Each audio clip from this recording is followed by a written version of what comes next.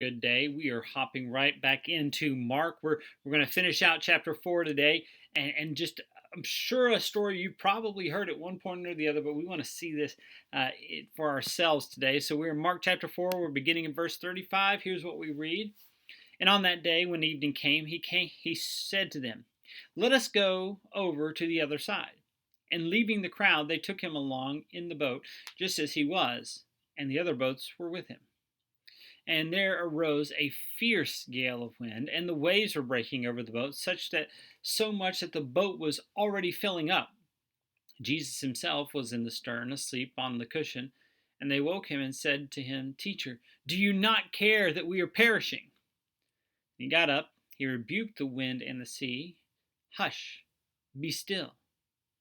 And the wind died down, and it became perfectly calm. And he said to them, "Why are you afraid? How is it that you have no faith?" They became very much afraid and said to one another, "Who then is this that even the wind and the sea obey him?" All right, let me tell you, this is one of those stories that if you haven't read it before, it is absolutely amazing. But we need to see how Mark is kind of drawing us along as he's drawing the disciples along. And he does it in some very interesting ways. We've seen Jesus teaching, we've seen him casting out demons, and so he says, "Look, time to leave. We're going up. Pack it up, boys. We're going over. We're going over there." And so they get in the boat, and a storm comes. Now, you may not be aware about how fast those things can come in, especially there if you're around the Sea of Galilee. It happens pretty quick, and so it takes them by surprise. But here's what we see. They panic, right? Let's just be honest. You see certain things happening in your life. You're in a boat and you see the boat start filling up and you think, "Oh my goodness, what's going to happen to me?" And somehow Jesus is sleeping through this. Like, you gotta admire Jesus. Like, if you can nap through this, you can nap through anything. So, like, kudos here. But look what he's saying. They wake him up. "Hey, don't you care that we are about to die?" And look what he responds. Uh, he'll say in verse 40, "Look, how do you have no faith?" Because look what he says in verse 39. He gets up, he rebukes the winds and the waves, and he says, "Hush, be still."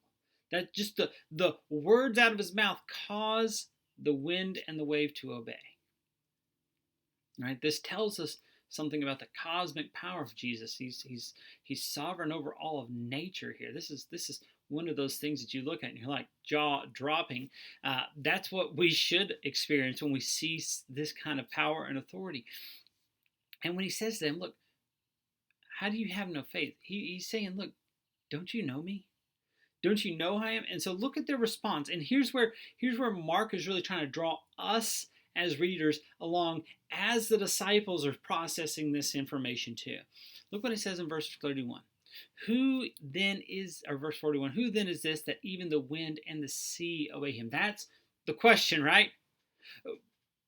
Who in the world is this that even wind and sea obey him? Okay? Like, I'm just going to put this out there. That's pretty amazing. Now, we have the benefit of the fact that when we started in Mark chapter 1, we read it was the beginning of the gospel of Jesus Christ, the Son of God. Like, we started with that. The disciples didn't start with that. But what Mark has been doing over these last few chapters are demonstrating who Jesus is. He has authority over demons. He has authority over sickness and illness. He has authority over everything, even the wind and the seas. He can teach authoritatively, and so it's telling us something about who this Jesus is. And ultimately, that question is going to culminate when Jesus asks it, "Who do people say I am?" in a couple of chapters.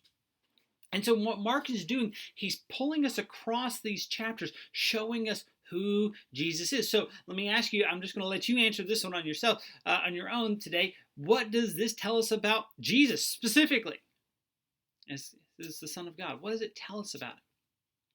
Then, what does it tell us about ourselves? Well, I mean, we got to see ourselves in the disciples a little bit here. Hey, Jesus, don't you care? And he's sitting there saying, we don't have faith. We don't trust him. We don't fully grasp who he is and trust him like we ought to. So that's What it tells us about us. Well, what does it tell us to do?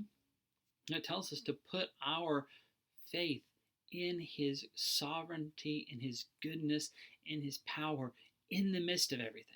Right? So right now you may be going through some stuff, and Jesus is saying, trust me. Trust me in all of this. All right. Well, thanks so much. I am praying for you. Have a wonderful rest of your day, and we will see you back here tomorrow as we hop into chapter 5 of the Gospel of Mark. We'll see you then.